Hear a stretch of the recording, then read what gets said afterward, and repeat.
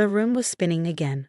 I gripped the kitchen counter, trying to steady myself as black spots danced in my vision. My sister Victoria stood over me, her perfectly manicured hands on her hips. "Get up, Maya. This is exactly why you need my help. You can't even handle a simple cleanse without being dramatic." I'm Maya, 17, and for the past 3 months I've been living under Victoria's wellness program. My 24-year-old sister, a self-proclaimed nutrition expert with an Instagram following, had convinced our parents that my weight issue needed her intervention. "Mom," Victoria called out, Maya's pulling her fainting act again. Mom walked in, barely glancing at me slumped against the counter. "Honey, you need to commit to your sister's program. She's trying to help you." The irony was, I'd never been overweight. At 5'6" and 130 pounds, I was perfectly healthy. But Victoria had always been obsessed with appearance, and when she moved back home after her divorce, she'd made me her new project. "Look at this." Victoria grabbed my food diary, waving it in Mom's face. "She ate a whole apple yesterday. That's pure sugar. No wonder she's not seeing results." My diet consisted of Victoria's special smoothies 3 times a day, a blend she prepared herself and monitored me drinking. Any other food was logged and scrutinized. Even water had to be approved. "I just need real food," I whispered, my voice shaking. "Please." "Real food is what made you like this," Victoria snapped, pinching my arm. "My smoothies have everything you need. You're just not trying hard enough." Dad walked in, his attention fixed on his phone. "Is she complaining again?" As usual, Victoria sighed dramatically. "Maybe we should cancel her school trip next month. She clearly isn't committed enough to earn it."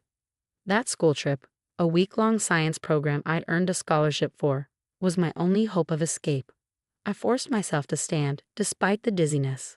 "I'll do better," I promised, the words tasting bitter in my mouth. Victoria smiled her Instagram-perfect smile. "Good. Now, time for your afternoon cleanse." The greenish-brown liquid she handed me smelled strange, different from usual. But under their watchful eyes, I had no choice but to drink it. Within an hour, I was violently ill. My stomach cramped so badly I could barely walk. When I tried to call my best friend Anna from the bathroom, Victoria caught me and took my phone. "No one needs to know about your detox symptoms," she said sweetly. "It's just weakness leaving the body." That night, I heard Victoria and my parents talking downstairs. "She's always been attention-seeking," Mom said. "Remember how she tried to overshadow your wedding by getting that academic award?" "The program is working," Victoria insisted. "She's down 10 pounds this month alone. Trust my process." I looked at myself in the mirror, seeing the dark circles under my eyes, my dull hair, the way my clothes hung loose. This wasn't health. This wasn't even about weight anymore. But every time I tried to speak up, they dismissed me as dramatic. The next morning at school, I couldn't focus. The numbers on my math test blurred together. During PE, my legs gave out completely. "Maya," Anna caught me before I hit the ground. "That's it. I'm getting the nurse." "No, please," I begged, but it was too late. Nurse Jenkins took one look at me and called an ambulance. By the time Victoria and my parents arrived at the hospital, Dr. Matthews had already ordered comprehensive blood work. "This is ridiculous," Victoria complained. "She's just dehydrated from not following my hydration schedule properly." Dr. Matthews, a sharp-eyed woman in her 50s, ignored her. "Maya's blood work shows severe malnutrition, electrolyte imbalances," and she paused, looking directly at Victoria. "Traces of substances that shouldn't be in her system." The room went quiet. "What substances?" Dad finally asked. "Ipecac, laxatives, and concerning levels of various supplements," Dr. Matthews replied coldly, "all of which could have caused organ failure if untreated." Victoria's perfect mask cracked slightly. "Those are natural cleanses. I use them in all my wellness programs." "Your unlicensed, dangerous programs?" Dr. Matthews asked. "The ones you sell to your social media followers?" My parents started to defend Victoria, their usual response, but Dr. Matthews held up her hand. "I've contacted the appropriate authorities. Maya will be admitted for treatment and observation." "And Victoria?" She turned to my sister, whose face had lost all color. "I suggest you contact a lawyer." As they hooked me up to IVs and monitoring equipment, I caught a glimpse of Anna in the hallway, talking to what looked like police officers. She'd been trying to warn me for months that something was wrong. I should have listened sooner. Dr. Matthews sat beside my bed after my family was escorted out. Your friend Anna showed us your journal, the one you kept hidden under your mattress. You documented everything, didn't you? I nodded weakly. That was very smart, she said gently. Now let's talk about getting you real help. As night fell over the hospital, I lay in a quiet room, watching actual nutrients flow into my veins. For the first time in months, no one was counting my calories or monitoring my water intake. No one was calling me dramatic or weak. I didn't know what would happen next, but I knew one thing for certain. Victoria's diet tips had nearly killed me. And finally, someone was going to do something about it. The question was, how much damage had she already done to others? The hospital room became my safe haven for the next week. Under Dr. Matthews' care, my body slowly began to recover. Each day brought new revelations about the extent of Victoria's wellness program. Your sister's smoothies contained a dangerous cocktail of unregulated supplements, Dr. Matthews explained during morning rounds. Combined with severe caloric restriction and dehydration, it's a miracle you didn't suffer organ failure. Detective Laura Chen, who specialized in medical abuse cases, visited daily. She scrolled through Victoria's Instagram account, documenting every success story. Young girls who'd lost dramatic amounts of weight through her program. We've identified 23 other victims so far, Detective Chen told me. Some as young as 14. Your detailed journal and blood work results gave us the evidence we needed to build a case. My parents weren't allowed to visit without supervision. During their first monitored visit, they oscillated between anger and denial. We thought she was helping you, Mom insisted, tears streaming down her face. Her program has thousands of followers. That doesn't make it right, my new therapist, Dr. Ross, interjected. Maya nearly died from malnutrition and poisoning. Dad stared at the floor. The warning signs were there, weren't they? We just didn't want to see them. The truth was harder for them to swallow than any of Victoria's smoothies had been for me. Their golden child, their successful influencer daughter, was facing criminal charges for endangering multiple minors. Anna visited every day after school, bringing my assignments and real friendship, something I'd been starved for as much as food. She sat with me during meals, helping me rebuild a healthy relationship with eating. Remember in 7th grade, she said one afternoon, when Victoria convinced your parents you were too fat to be in my ballet recital photos. I nodded, pushing my hospital lunch around. She said I'd ruin the aesthetics. You were the best dancer in our class, Anna replied firmly. She couldn't stand that you were better at something than she was. The investigation revealed a pattern stretching back years. Victoria had been experimenting with dangerous diet techniques long before her social media fame, using me as her first test subject. One afternoon, Detective Chen brought in Victoria's laptop. We found files dating back to when you were 12, she said gently. She documented everything. How much she restricted your food, what supplements she slipped into your meals, even your failure to maintain the weight loss. I remembered those years, constantly feeling sick, being pulled from sports teams, losing roles in school plays. Victoria had convinced everyone it was because I was too heavy, when in reality, I was being systematically weakened. The real shock came when they found her private message records. Victoria had been selling her special smoothie formula to followers, charging hundreds of dollars for a program she knew was dangerous. Your sister's facing multiple charges, Detective Chen explained. Medical endangerment, practicing without a license, distributing dangerous substances to minors. Her followers' medical records show patterns similar to yours. My parents, faced with mounting evidence, finally broke down during a therapy session. We gave her complete control, Mom sobbed. We trusted her because she was successful, because people admired her. We failed you, Maya. Dr. Matthews started me on a careful refeeding program.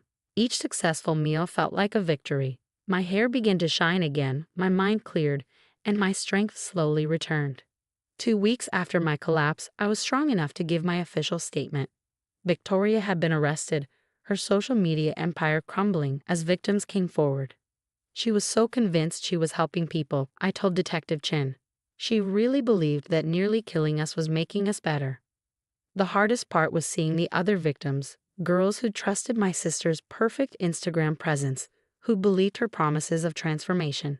Some had suffered permanent damage to their organs. Others, like me, were lucky enough to be found in time. As I prepared to leave the hospital, Dr. Matthews sat down for a final chat. "Your recovery isn't just physical," she said. "It's going to take time to heal from the psychological abuse. But you've already shown incredible strength." I was going to live with my Aunt Patricia while my parents completed their mandatory counseling and parenting classes. They'd lost custody temporarily, a wake-up call they desperately needed. The day I left the hospital, Anna helped me pack. She'd saved something special.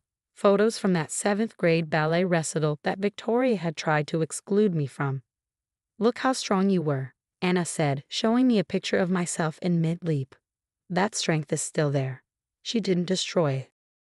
As we drove to Aunt Patricia's house, I thought about Victoria sitting in jail, her perfectly curated life shattered by the truth.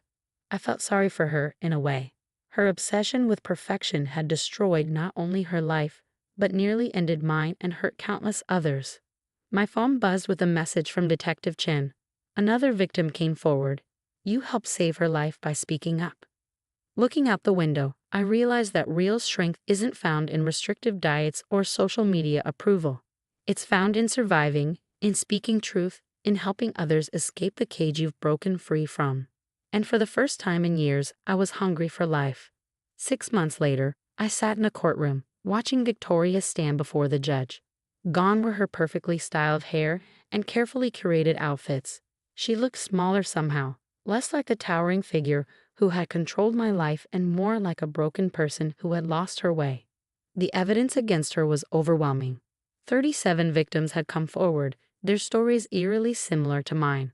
Laptops full of detailed protocols showed how she'd systematically increased dangerous substances in her wellness formulas, documenting our declining health as progress.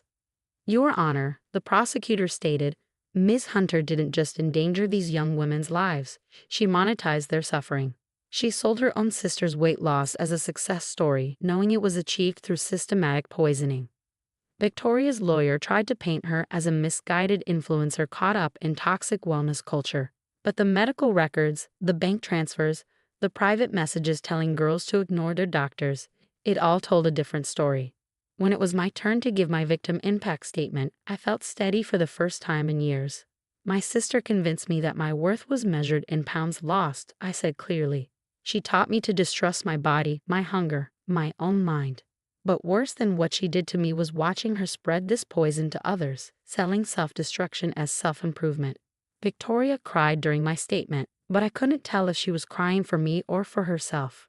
Our parents sat in the gallery, finally seeing the full scope of what they'd enabled. The judge's sentence was decisive. 8 years in prison, permanent revocation of her social media accounts, and a lifetime ban on providing any form of health or nutrition advice. She would also have to pay for the medical treatment of all her victims. "Your actions show a calculated pattern of abuse masked as care," the judge declared. "You exploited vulnerable young women's insecurities for profit, knowing the damage you were causing." Outside the courthouse, I met some of the other survivors. Girls like Rachel, who'd lost her senior year to hospitalization, and Kimberly, whose kidney damage would require lifelong treatment. We formed a support group, turning Victoria's network of harm into a circle of healing. My own healing continued at Aunt Patricia's house. She'd helped me rediscover normal eating patterns, never commenting on portions or counting calories. Under her care, I'd returned to dance classes, my body growing stronger each week. My parents were working hard in therapy, learning to recognize the signs of abuse they'd missed. They attended support groups for parents of eating disorder survivors, finally understanding how their passive acceptance had enabled Victoria's control. "We should have protected you," Mom said during a family therapy session. "Instead, we handed you over to someone who hurt you systematically, all because we valued her success more than your health."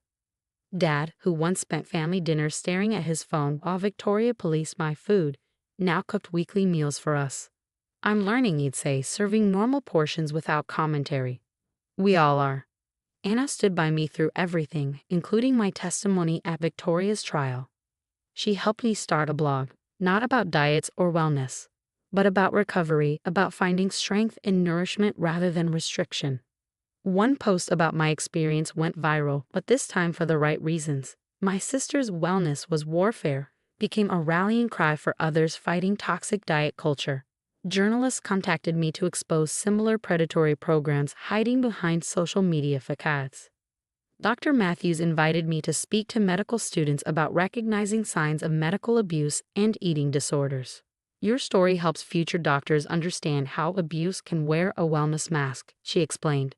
The week before college started, I've been accepted to study biochemistry, wanting to understand both the science of nutrition and the dangers of supplementation. I received a letter from Victoria. I still believe I was trying to help, she wrote. But I see now how sick I was, how I turned my own issues into a weapon. I'm getting help here, real help, not Instagram help. I shared the letter with my therapist, who helped me process my complicated feelings. You can acknowledge her pain without excusing her actions, she reminded me. Today, I'm preparing for my freshman year. My dorm room is decorated with photos, not carefully angled before and after shots, but real moments of joy. There's one of me and Anna at dance recital, both of us sweaty and laughing. Another shows a family dinner where everyone's actually eating, not just arranging food for photos. The mirror that once served as a battleground now reflects a survivor. My body is no longer a project to be fixed, but a story of resilience. Every meal is an act of rebellion against the lies I was fed, both literally and figuratively. Victoria's wellness empire has crumbled, but from its ashes, something authentic has grown. The girls she hurt have become advocates, turning their pain into protection for others. We've learned that true health isn't found in restricted calories or carefully filtered photos, but in nourishing our bodies and speaking our truth. Sometimes healing looks like gaining weight. Sometimes it looks like losing the people who poisoned you with love. Get those foster kids out of my house. Deanne's voice cut through the Thanksgiving atmosphere like a knife, silencing every conversation around the dining table. I watched my 3 foster children, Emma, 8, Marcus, 6, and little Sophie, 4, shrink in their seats, their eyes filling with tears. My name is Olivia, and at 34, I never imagined I'd be facing down my mother-in-law at what was supposed to be a family Thanksgiving dinner. But here we were, her face red with rage, pointing at my children like they were intruders rather than family. Mom, stop it, my husband James said firmly, placing his hand over mine under the table. They're our children. Deanne's laugh was bitter and sharp. They're not anyone's children. They're temporary guests, and I won't have them ruining another family holiday with their lack of proper manners. I felt my blood boil as I looked at Emma carefully using her napkin. Marcus sitting straight in his chair just as we had practiced, and Sophie clutching her little fork exactly as I had taught her. They've been trying so hard to impress their grandmother, to belong. The only one ruining this holiday is you, Diane, I said, keeping my voice steady despite the anger churning inside me. I reached for my purse, my fingers brushing against the envelope I'd been saving for just the right moment. This is my house, Deanne continued, her voice rising. I get to decide who sits at my table, who enters my home. And I've had enough of these children thinking they can just become part of our family. James started to stand, but I touched his arm, silently asking him to wait. This was my moment. Actually, Deanne, I said, pulling out the envelope, we should talk about whose house this really is. Her eyes narrowed. What are you talking about? I removed the document from the envelope, the paper crisp and official. Your father, Grandpa Joe, and I had a long talk before he passed away 3 months ago. He was worried about the family's future, about how you've been treating the newest members of our family. The color started draining from Deanne's face. She'd never known about my private conversations with her father, how he'd visited us every week, delighting in the children's laughter and progress. How he told me I was the daughter he had always wished you could be, seeing how James and I opened our hearts and home to children who needed love. You see, I continued, sliding the property deed across the table. Grandpa Joe made some changes to his will before he died. He left this house to me with one specific condition, that it would always be open to children who needed a home. The silence that followed was deafening. James picked up the deed, his eyes widening as he read. Even my sister-in-law, Amanda, who usually sided with her mother, was speechless. This is impossible, Deanne sputtered, grabbing the deed with trembling hands. Daddy would never. He did. I said softly. He saw how you treated these innocent children. He watched you try to exclude them from family photos, heard you make excuses about why they couldn't come to family events, and he decided that his legacy would be one of love, not rejection. Emma, always the protective one, had wrapped her arms around her younger siblings. I saw a glimmer of hope in her eyes, replacing the fear that usually appeared whenever Deanne was around. You have two choices, Deanne. I continued, my voice firm but calm. You can either accept that these children are part of our family and treat them with the love and respect they deserve, or you can find somewhere else to spend your holidays. But either way, this house will be a home where every child feels welcome. Deanne stood up so quickly that her chair toppled backward. This is ridiculous. I'll contest this. You manipulated my father, turned him against me. Actually, James spoke up. I was there for some of those conversations with Grandpa. He made this decision himself, Mom. He wanted his home to be filled with love and laughter, not judgment and cruelty. Looking around the table, I saw the shifting dynamics playing out in real time. Amanda was staring at her mother as if seeing her clearly for the first time. James's cousins were whispering among themselves, nodding slightly. Even Diane's husband, Robert, looked embarrassed by his wife's behavior. The children stay, I said firmly. You're welcome to stay too, but only if you can open your heart and treat them like family. All of them. Sophie, my youngest, chose that moment to slide off her chair and walk over to Deanne. With all the innocence of a 4-year-old, she held up her hand-drawn turkey picture, the one she'd made especially for her grandmother. Happy Thanksgiving, Grandma, she said softly, her small voice somehow filling the entire room.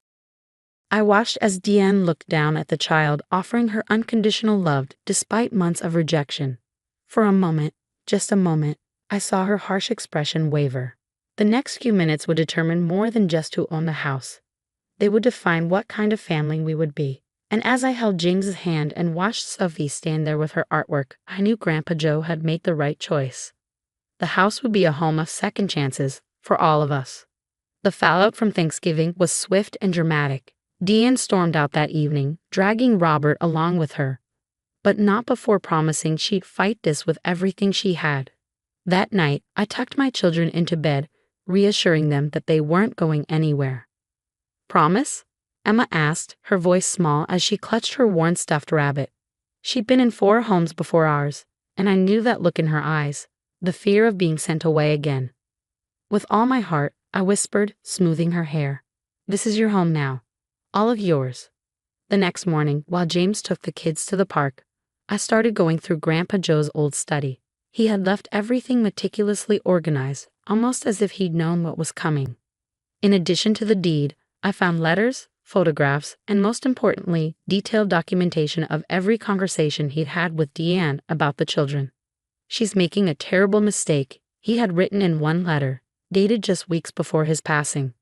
My daughter has forgotten what family truly means. Perhaps losing this house will remind her. It's not about blood or status, it's about love. My phone buzzed with a text from Amanda, Deanne's message spreading through the family grapevine. Mom's meeting with lawyers tomorrow. She's claiming you manipulated Grandpa Joe when he was vulnerable. Please be careful. I wasn't worried. Grandpa Joe hadn't just left me the house. He'd left me the truth. The following week brought the first legal letter, demanding we vacate Mrs. Deanne Morton's rightful property. My lawyer, Mr. Patterson, who had also been Grandpa Joe's lawyer for 20 years, merely smiled when I showed him. Your mother-in-law, he said, adjusting his glasses, seems to have forgotten that her father was of perfectly sound mind when he made these changes. In fact, he pulled out a thick file. He had himself evaluated specifically to prevent any claims of manipulation. He knew his daughter well. But Deanne wasn't going down without a fight. She started calling family members, spinning tales about how I had stolen her inheritance and destroyed her family. Some believed her, mostly the ones who had always viewed our fostering with suspicion. But others, including Amanda, began to see through the cracks. I found Mom's old diaries. Amanda confided during a surprise visit. She did the same thing to Dad's adopted cousin years ago, pushed her out of family events, claimed she wasn't real family. I never knew. I'm so sorry I didn't stand up for the kids sooner.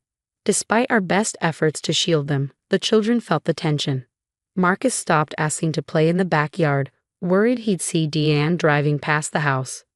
which she did regularly. Sophie's nightmares returned, and Emma became fiercely protective of her siblings, watching every new visitor with wary eyes. But then something unexpected happened. The neighbors, who had witnessed Deanne's outbursts over the months, started showing up. Mrs. Chen from next door brought over her famous dumplings, telling the kids stories about how Grandpa Joe used to help her with her garden. Mr. Peterson from across the street taught Marcus how to ride a bike in our driveway, the same way Grandpa Joe had taught his own kids years ago. The house, which Deanne had kept like a museum, slowly transformed. Crayon drawings appeared on the fridge, tiny handprints in paint decorated the playroom walls, and the formal sitting room became a fort-building paradise. Each change felt like a victory, a step toward making this house the home Grandpa Joe had envisioned. One afternoon, while the kids were doing homework at the kitchen table, Robert, Deanne's husband, showed up alone. He looked tired, older somehow. "I found these," he said quietly, holding out a stack of letters.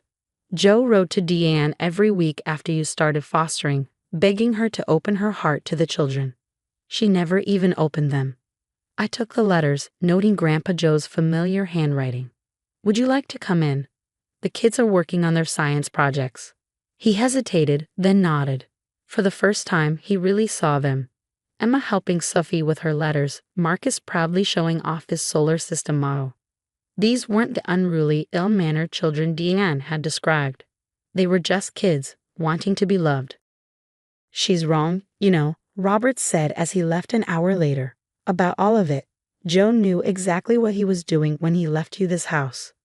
That evening, as I watched the kids playing in what used to be Deanne's pristine living room, now comfortably warm with toys and books, I found one of Grandpa Joe's last letters tucked in his desk.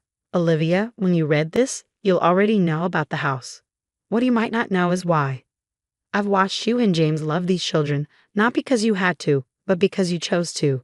You've shown me what family really means. This house needs to be filled with that kind of love.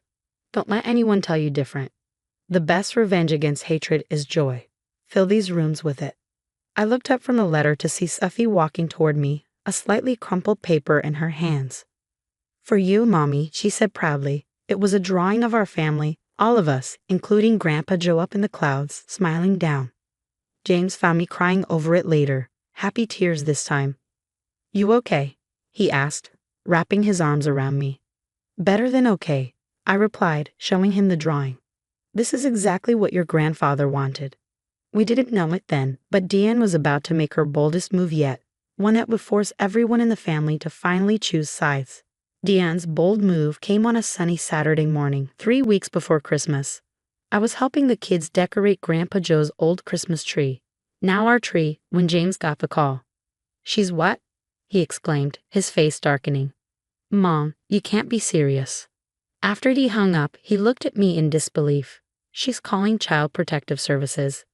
Claims were unfit parents living in stolen property.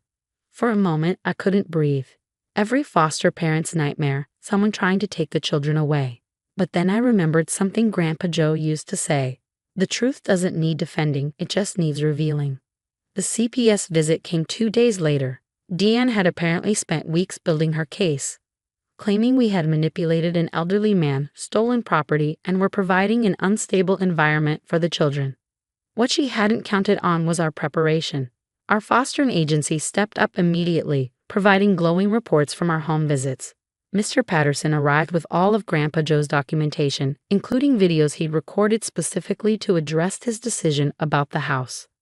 But the most powerful testimony came from an unexpected source, Amanda.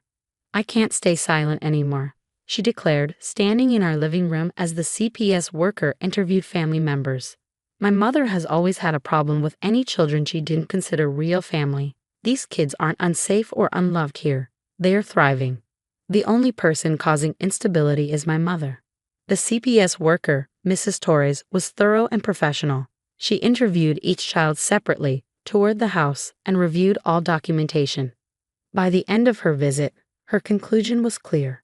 Not only are these children in a loving, stable environment, she stated firmly, but the allegations appear to be maliciously motivated. I'll be noting that in my report. That evening, as we sat around the dinner table, our family dinner table, the phone rang again. It was Robert. "Deanne's leaving," he said quietly. After the CPS report came back positive, something in her just broke. She's going to stay with her sister in Florida. Said she can't watch her family betray her like this. I looked at my children, happily arguing over who got the last dinner roll, and felt a mix of sadness and relief. Sadness for the grandmother they'd never really know, but relief that they were finally safe from her attempts to push them away. Christmas came, and with it, a transformation of the house. Where Dion had once insisted on perfect, untouchable decorations, we had handmade ornaments and slightly crooked paper chains. The formal dining room rang with laughter instead of criticism. Even Robert joined us, bringing presents for each child and looking younger somehow, free from Dion's constant disapproval.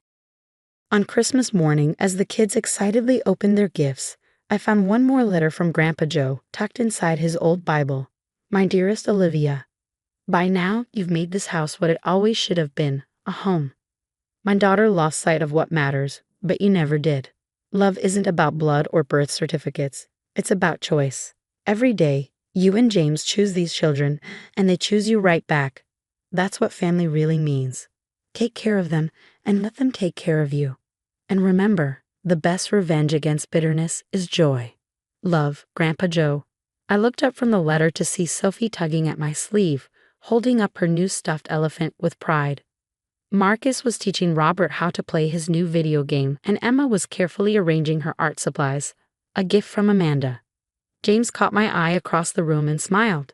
We both knew that this was exactly what his grandfather had wanted, not just a house passed down, but a home filled with love passed forward. A week later, we received notice that Deanne had dropped all legal claims to the house. Amanda said she finally read Grandpa Joe's letters in Florida, finally facing the truth about herself. It wasn't quite a happy ending. Those rarely come in real families, but it was a truthful one. The house stands different now than it did under Deanne's reign. The walls have crayon marks at toddler height, the garden grows vegetables alongside the flowers, and every surface holds evidence of life being lived, messily and joyfully. Sometimes, when I watch the kids playing in what used to be Deanne's formal parlor, I think I can feel Grandpa Joe smiling. He knew what he was doing all along. He didn't just leave us a house. He left us the chance to show what family really means. And every time I hear Emma tell Sophie, "This is our home forever," I know we've done exactly what he hoped we would. We've made this house into something better than perfect. We've made it real. "How dare you show up like this? You're deliberately trying to ruin my event." Margaret's voice echoed through the ballroom of the Grand Plaza Hotel, drawing attention from the elegantly dressed donors mingling nearby. I stood frozen, my hand still clutching my purse, as my mother-in-law stormed toward me in her designer gown. "My name is Olivia Parker, and at 34, I never expected to be publicly humiliated at a charity gala meant to support children's education. But here I was, watching my mother-in-law's face turn an alarming shade of red as she pointed at my conservative black evening dress, the same one she had approved just last week. "This is completely inappropriate. You're making a mockery of everything we stand for," Margaret hissed, grabbing my arm and practically dragging me toward the exit. I could feel the stares of hundreds of wealthy donors watching the scene unfold with a mix of shock and discomfort. The thing is, I knew exactly why Margaret was doing this. It had nothing to do with my dress and everything to do with what I had discovered in the ladies' room just 10 minutes ago. Let me back up a bit. I married James, Margaret's only son, 3 years ago.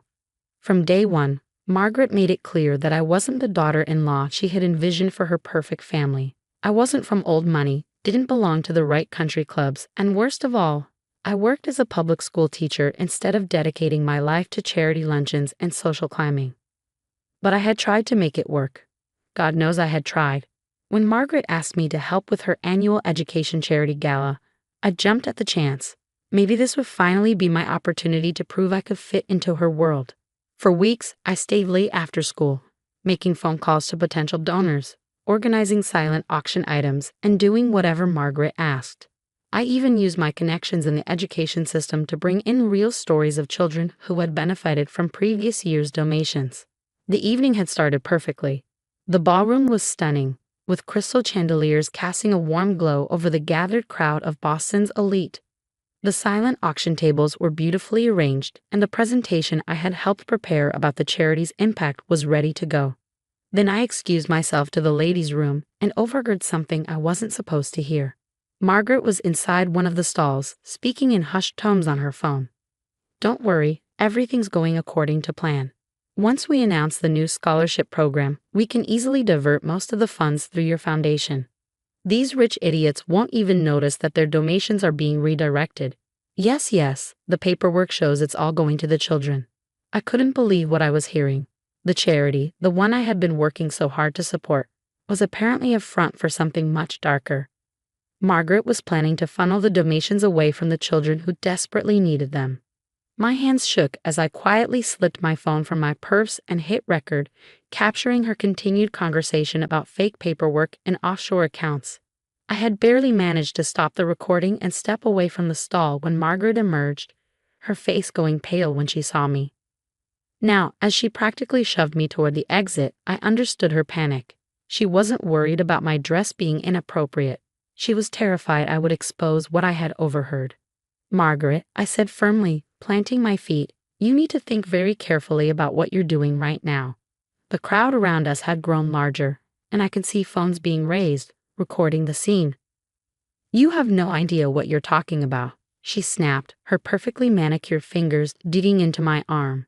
"Security, this woman is disrupting my event." As two security guards approached, I caught sight of James pushing through the crowd, confusion written across his face. "Mom, Olivia, what's going on?" Margaret turned to her son, tears suddenly appearing in her eyes. "James, darling, I'm so sorry, but your wife has had too much to drink. She's making a scene and saying horrible things about the charity.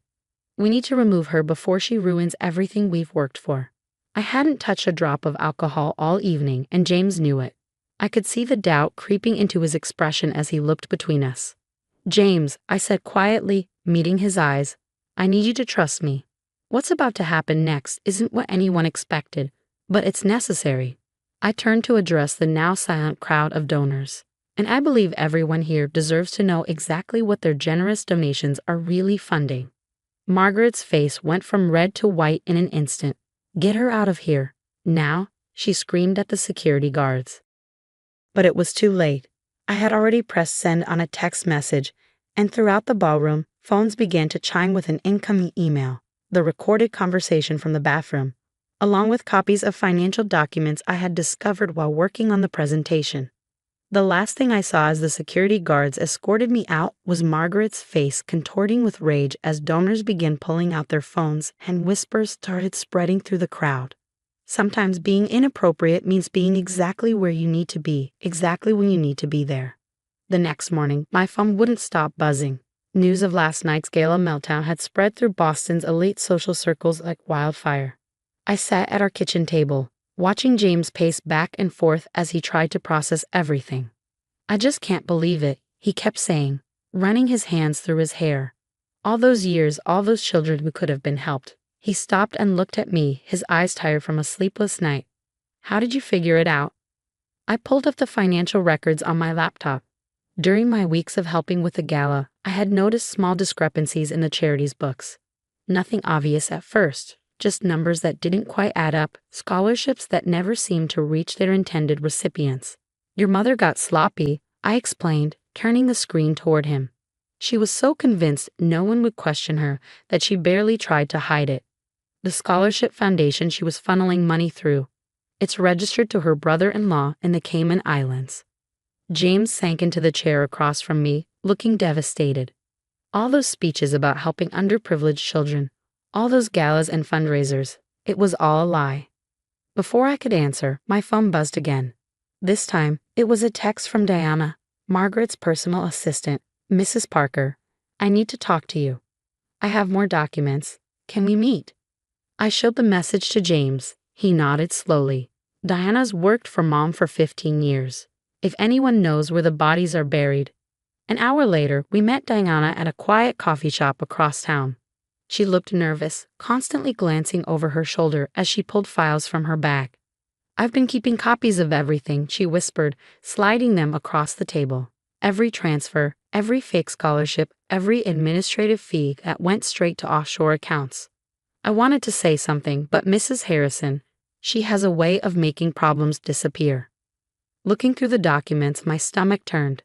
The charity scam went back years, possibly decades. Millions of dollars that should have gone to education programs had instead funded Margaret's lavish lifestyle. Her vacation homes, her business trips to exotic locations. There's more, Diana continued, her voice shaking. Last night, after you left, she had a complete meltdown. She started shredding documents in her office and making calls. I heard her telling someone to clean out the accounts before they could be frozen. James immediately pulled out his phone and started calling lawyers. While he stepped outside to talk, Diana leaned closer to me. You should know, she's planning to blame everything on you. She's already telling people you were in charge of the finances, that you must have orchestrated the whole thing. I couldn't help but laugh. Me? The daughter-in-law she never let near any real responsibility. The one she constantly reminded didn't belong in her social circle. I know, Diana nodded. That's why I kept the real records, including all the times she specifically wrote that you were to be kept away from any financial decisions. By afternoon, the story had hit the local news. Prestigious charity gala ends in scandal read the headlines. My phone was flooded with messages from other teachers at my school, many sharing stories of students who'd been promised scholarships from Margaret's foundation, only to have them mysteriously fall through. Then came the call from Margaret herself. You vindictive little witch, she snarled before I could even say hello. Do you have any idea what you've done? I've spent 20 years building this reputation. You mean 20 years stealing from children who needed help? I kept my voice calm, recording the call just like I had in the bathroom. 20 years using their stories to fund your beach house in the Hamptons. You're going to regret this, she threatened. By the time I'm done, everyone will believe you were behind everything. The gold-digging teacher who married my son and tried to steal from charity. Who do you think they'll believe, me or you? Actually, I replied, I think they'll believe the evidence. And the witnesses. How many people did you really think you could fool forever, Margaret? She hung up, but I knew this wasn't over. Within hours, her version of events started circulating. Posts appeared on social media claiming I had manipulated the charity's books, that I had orchestrated an elaborate scheme to discredit her. But Margaret had made a crucial mistake.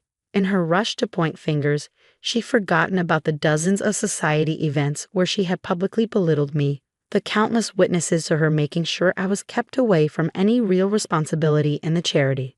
More importantly, she'd forgotten about the people she had stepped on during her climb to social prominence. People who had been waiting years for a chance to expose her. By evening, our house had become an impromptu headquarters for people coming forward with their own stories. Former employees, disappointed donors, families who had been promised help that never materialized. Each person brought another piece of evidence, another account of Margaret's deception. James sat beside me through it all, quietly supportive as his mother's carefully constructed facade crumbled. I should have seen it, he said at one point, his voice heavy with regret. All those times she said she was protecting the family's reputation, she was just protecting herself. Diana arrived again as night fell, carrying even more files. She's on her way to the airport, she informed us. Private jet to the Cayman Islands. But she smiled for the first time since I'd met her. The FBI is already there waiting. I squeezed James's hand as we watched the news coverage of Margaret being escorted off her private plane in handcuffs, her perfectly coiffed hair wild, her designer dress wrinkled. All her careful planning, all her social climbing and manipulation had finally caught up with her. But amid the satisfaction of seeing justice served, my heart ached for the real victims, the children who could have been helped, the families who had pinned their hopes on false promises. As I watched Margaret's empire crumble, I was already planning how to make things right. This wasn't just about exposing a scandal anymore. It was about rebuilding something genuine from the ruins of Margaret's deception. And judging by the determined look in James's eyes, I wasn't alone in that mission. The real work was just beginning. The weeks following Margaret's arrest were a whirlwind of investigations, interviews, and revelations. The FBI's forensic accountants uncovered a web of fraud that stretched back even further than we'd initially thought. Margaret hadn't just been stealing from her own charity. She'd been running similar schemes through half a dozen charitable foundations across the country. Sitting in our living room, watching the national news coverage of her case, I felt a mix of vindication and sadness. The reporter detailed the full scope of her deception. Over $30 million meant for educational programs had been diverted to private accounts. And in a surprising turn of events, the reporter continued, her daughter-in-law, Olivia Parker, a public school teacher, has been instrumental in establishing a new foundation to help the families affected by this fraud. James squeezed my hand as we watched. After Margaret's arrest, we'd spent countless hours tracking down every student and family who had been promised help through her fake scholarship programs. It wasn't enough just to expose the fraud. We needed to make things right. The new Parker Education Foundation, the reporter explained, backed by many of the original donors and run with full transparency, has already begun distributing legitimate scholarships to students who were previously deceived. What the news didn't show were the late nights James and I had spent setting up proper oversight measures, the careful documentation of every dollar, and the partnerships we'd established with legitimate educational organizations. We were determined to create something honest from the ashes of Margaret's deception. Diana had become our head of operations, her years of detailed record-keeping now serving a genuine cause. It's like therapy, she told me one day, fixing everything she broke. Margaret's trial was swift and decisive. The evidence was overwhelming, and her attempts to blame others only made things worse. When she tried to claim I had masterminded everything, her own recorded words from the gala bathroom sealed her fate. The judge was particularly harsh in his sentencing. Mrs. Harrison, he declared, you didn't just steal money. You stole hope from children who had precious little to begin with. 20 years in federal prison seems barely adequate. As Margaret was led away in her orange jumpsuit, so different from her usual designer wear, she shot me one final glare.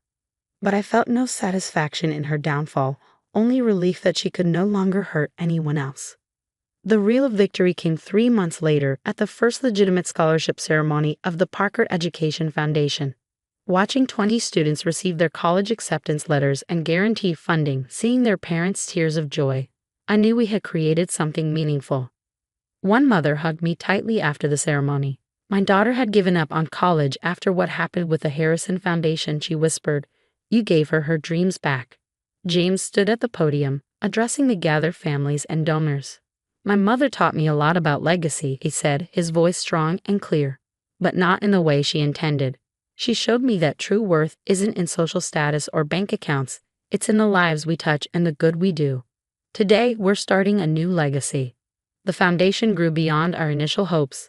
Other donors, impressed by our transparency and genuine results, came forward with additional funding.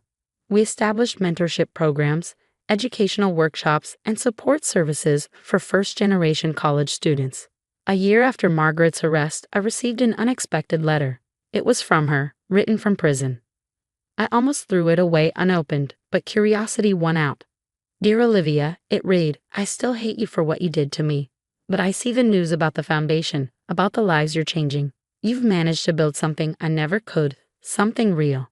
I suppose that's a better revenge than anything I could have planned. I showed the letter to James, who read it with a sad smile.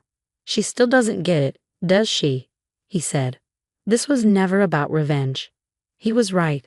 Standing in my classroom the next day, watching my students work, I thought about how different things might have been if Margaret had used her influence for good from the start. But dwelling on what-ifs wouldn't help anyone. Instead, I focused on the future. The Parker Education Foundation was thriving, helping more students every year. James and I were expecting our first child, and I couldn't help but smile, thinking about the values we'd pass on. Honesty, compassion, and the understanding that true wealth isn't measured in dollars. Margaret's inappropriate daughter-in-law had built something she never could. A legacy of genuine change and hope. Sometimes the best revenge isn't revenge at all. It's simply doing what's right, no matter who tries to stand in your way. The final irony? The annual charity gala continues, now hosted in the same ballroom where Margaret once tried to have me thrown out. But these days, the only tears shed are those of joy, as we celebrate real achievements and genuine transformations in young lives. As they say, living well is the best revenge, but living honestly? That's even better. Move aside, those outfits simply won't do. My mother-in-law, Margaret, cut through the air like ice as she physically nudged my children away from the family photo setup. We need these photos to be perfect for the country club's family wall. I watched as my 8-year-old, Emma, filled with tears, clutching her 6-year-old brother Jack's arm. The matching blue outfits I had carefully chosen and saved up for suddenly felt inadequate under Margaret's critical gaze. My name is Sarah Anderson, and at 34, I had spent the last decade trying to meet my mother-in-law's impossible standards. Today's annual family photo session at her estate was just another reminder of how far I fell short in her eyes. "Mom, they're dressed fine." My husband David attempted to intervene, but his voice lacked conviction. Years of his mother's manipulation had worn him down. Margaret waved a perfectly manicured hand dismissively. "Darling, you know how important these photos are. The Carmichael family just installed their gorgeous portraits, all coordinated in cream and beige. We simply can't have." She gestured vaguely at my children. This. I stepped forward, my voice steadier than I felt. "These are your grandchildren, Margaret, not accessories for your country club wall." Her eyes narrowed. "Perhaps if you put more effort into their presentation. But then again, given your background, I suppose this is the best you could manage." The familiar jab at my middle-class upbringing stung, but I have learned to hide my reactions. What I couldn't hide was the hurt on my children's faces. Emma, usually so confident, stared at the ground, shoulders hunched. Jack pressed himself against my leg, his new dress shoes scuffing the immaculate hardwood floor, something that wouldn't escape Margaret's notice. "Sarah," Margaret's smile was serpentine, "why don't you take the children home and change into something more appropriate? The photographer is booked for 2 hours, and we simply must get the core family photos done first." Core family. The words hit like a slap. 10 years of marriage, 2 beautiful children, and we were still outsiders. "The core family is right here," I said, placing my hands on my children's shoulders. "All of us." Margaret's perfectly painted lips tightened. "Isabella," she called to my sister-in-law, "come stand next to David. Let's get the siblings' photo first." Isabella, Margaret's perfect daughter, glided forward in her designer cream dress, taking David's arm. Her 3 children, all blessed with Margaret's blonde hair and country club approval, were already arranged artfully on the antique settee. "Mom," David started again, but Margaret cut him off. "David, darling, you know how these photos need to look. The Andersons can join for the casual shots later." The Andersons, not family, just appendages. Something inside me snapped. "Come on, kids," I said quietly, gathering my children close. "We're going home." "But Mom," Emma whispered, "what about the family photos?" "We'll take our own photos," I promised, leading them toward the door. "Better ones." David called after us, but I didn't stop. I couldn't bear to see him choose his mother's side again. As we drove home, I tried to explain to my crying children why their grandmother was so cruel. But the words felt hollow. How do you explain prejudice and social climbing to innocent kids who just wanted their grandmother's love? That evening, after tucking them into bed with extra stories and hugs, I found myself in our home office, digging through old family photos. I needed something, anything, to help me understand why Margaret had always been so hostile. That's when I found it. Tucked inside an old album David had brought from his childhood home was a yellowed envelope, sealed with wax, addressed to my dearest David, to be opened upon my death. The handwriting wasn't Margaret's. It was elegant flowing script I had never seen before. My hands trembled as I turned the envelope over, noting the date from 30 years ago. I shouldn't open it. It wasn't addressed to me. But after today, after years of enduring Margaret's subtle cruelty, I needed answers. The letter inside was written on expensive stationery, the kind Margaret would approve of. As I began to read, my heart stopped. "My darling son, David, if you're reading this, then I'm no longer with you, and your father has finally told you the truth about me. I'm not the woman raising you. Your real mother died shortly after your birth." The words blurred as tears filled my eyes. Everything suddenly made horrible sense. Margaret wasn't David's biological mother. She was his stepmother, who had been passing as his birth mother for 3 decades. I sat there in the growing darkness, holding a truth that could shatter everything. Margaret's obsession with perfect appearances, her hostility toward outsiders, her desperate need to maintain the illusion of the perfect family, It all stemmed from her own massive deception. My phone buzzed with a text from David. "Mom's upset. Maybe you should apologize." I looked at the letter in my hands, then at the family photos on my desk, my beautiful children who deserved so much better than their grandmother's rejection. No more apologies. I whispered to myself, it's time for the truth to come out. I spent the night researching, my hands shaking as I pieced together the truth. The letter led me to old newspaper archives, birth records, and finally, a small obituary for Elizabeth Pierce, David's biological mother. She had been a concert pianist, beautiful and talented, who died from complications after childbirth. The photos I found of her took my breath away. David had her eyes, the same ones our Emma had inherited. No wonder Margaret always said Emma's eyes were unsettling. The next morning, after dropping the kids at school, I received another series of texts from Margaret. "I expect an apology for your behavior yesterday. Your dramatic exit ruined the entire photo shoot. The photographer had to reschedule, and you know how busy he is. We'll try again next weekend. Please ensure the children are properly dressed this time. David agrees you were being difficult." I stared at my phone, years of suppressed anger bubbling to the surface.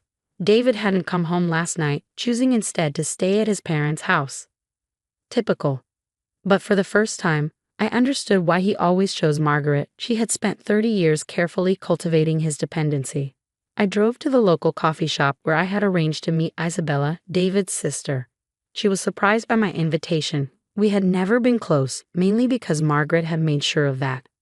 When she arrived, perfectly coiffed even for a casual coffee meeting, I saw uncertainty flash across her face. "Sarah," she said, sliding into the seat across from me.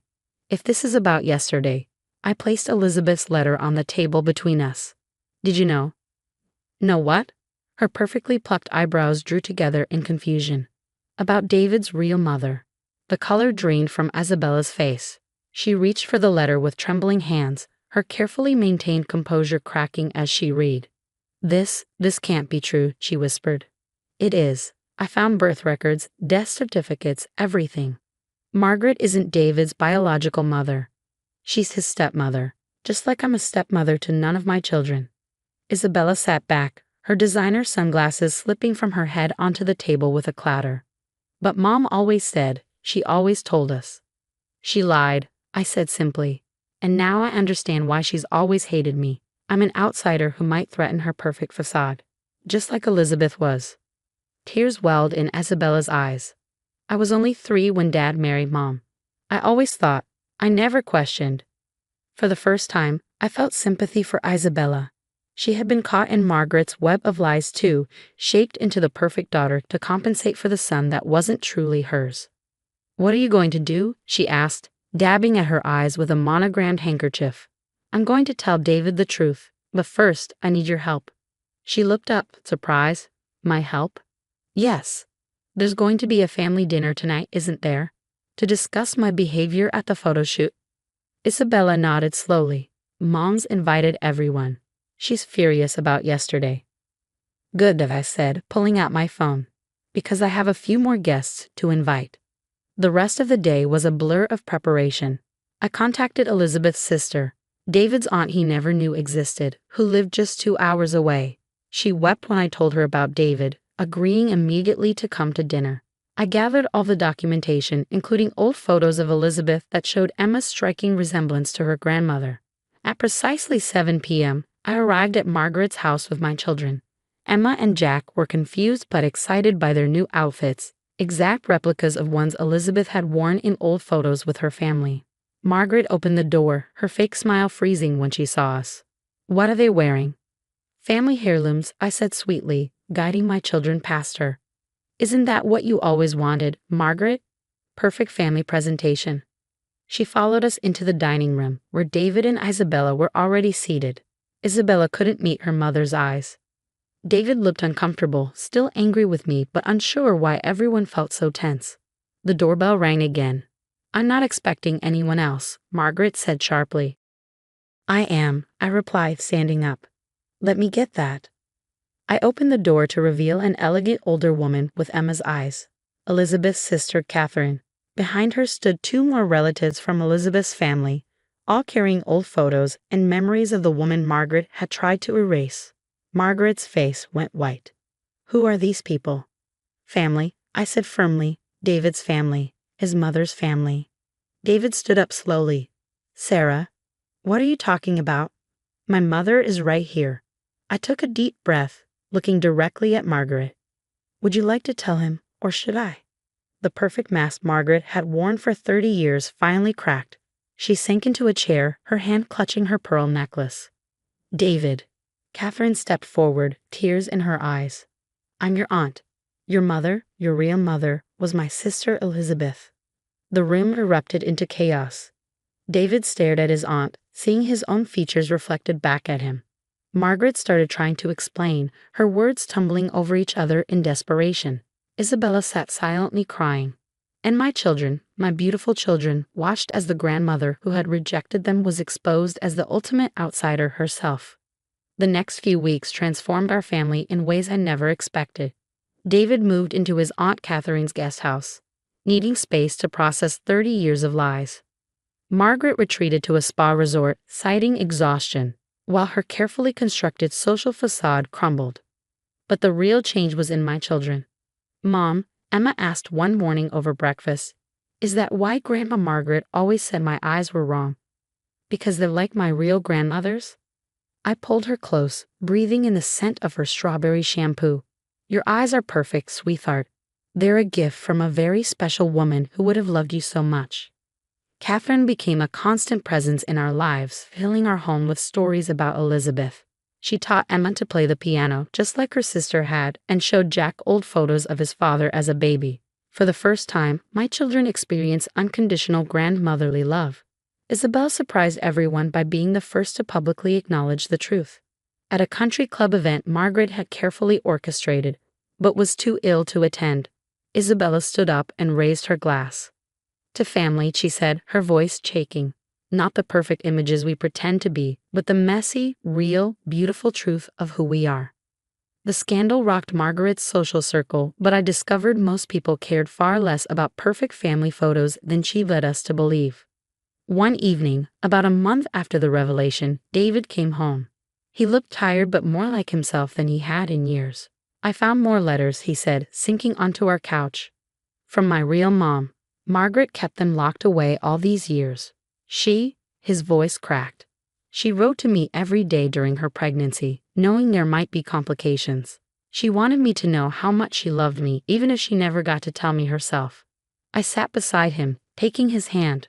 The anger I had held onto for so long began to fade, replaced by sadness for the little boy who had lost his mother twice, once to death, and once to Margaret's lies.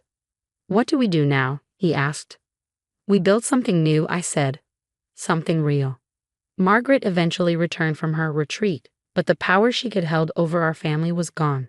She tried once to host another formal family photo session, but David shut it down immediately.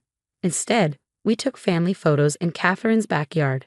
Emma wore her hair wild and free, Jack's shirt was untucked, and nobody cared about matching outfits or country club aesthetics. The photos captured genuine smiles, impromptu hugs, and even included Catherine's extended family, the relatives Margaret had kept hidden for decades. These are terrible, Margaret muttered when she saw them. Everyone's so casual. They're perfect, David replied firmly. Because they're real. A year later, we held a memorial service for Elizabeth. As for us, our favorite family photo now sits above our fireplace. It shows Emma at her piano recital, her eyes, Elizabeth's eyes, shining with joy. Jack is hugging her, his shirt wrinkled and his smile wide. David and I stand behind them, and Catherine beams proudly from the side. It's not a perfect photo by Margaret's standards, but it captures something far more valuable, the truth of who we are. Sometimes, perfection isn't about the image you project, but about embracing the beautiful mess of real family love. Margaret never understood that, but thanks to her lies being exposed, we finally did. And every time I look at my children now, I don't see the flaws Margaret once pointed out. I see the precious inheritance of a grandmother who loved them before they were born. In their eyes, their smiles, and their perfectly imperfect spirits. And that's worth more than any country club portrait could ever be.